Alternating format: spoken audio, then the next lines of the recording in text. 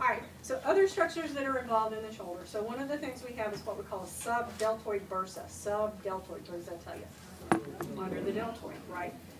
So a bursa is a little sac of synovial fluid. So it's like a little pillow that we put in different places to change the angle of pull of a muscle, to cushion places that need cushioning. Okay, so they're built-in things here. So it's located between the deltoid muscle and the joint capsule. So if our joint capsule is here, deltoid's coming over here. Okay, so that bursa is going to be like right in here. Okay, so it's just a little bit of a cushioning for that capsule. It changes that angle of pull of the deltoid just a tiny bit, so it makes it a little more efficient. Sometimes when everything is going wrong, you start overusing your deltoid, so you start pressing on that more. That can get inflamed. Okay. Subacromial bursa. Subacromial. What does that tell you? Under the acromion. So right in here. Okay. So it lies below the acromion and the coracoacromion ligament, and between them and the joint capsule, and frequently is continuous with the subdeltoid bursa.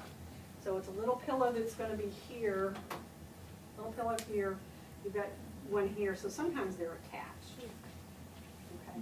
But you remember what we said about this is we've got this muscle coming underneath here to attach. Supraspinatus, right? Yeah.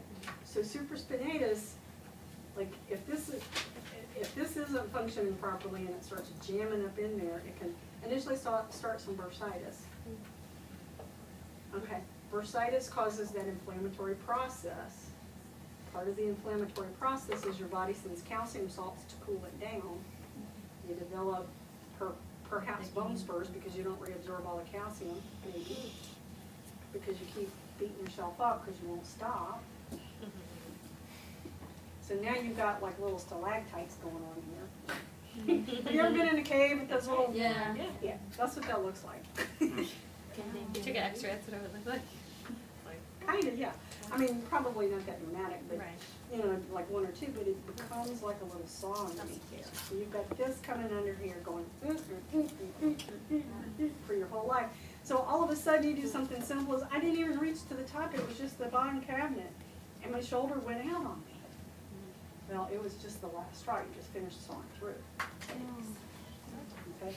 So a lot of times shoulder injuries, back injuries, and we'll talk more about back injuries when we get to that portion of the program, but a lot of times that stuff is not the one-time injury that happens. It's a lifetime of bad habits or a lifetime of beating yourself up.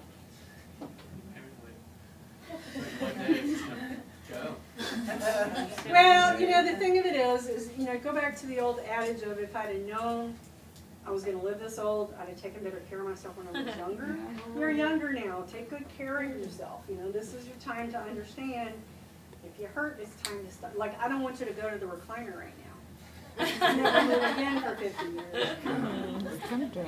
But pay attention to how you use your body.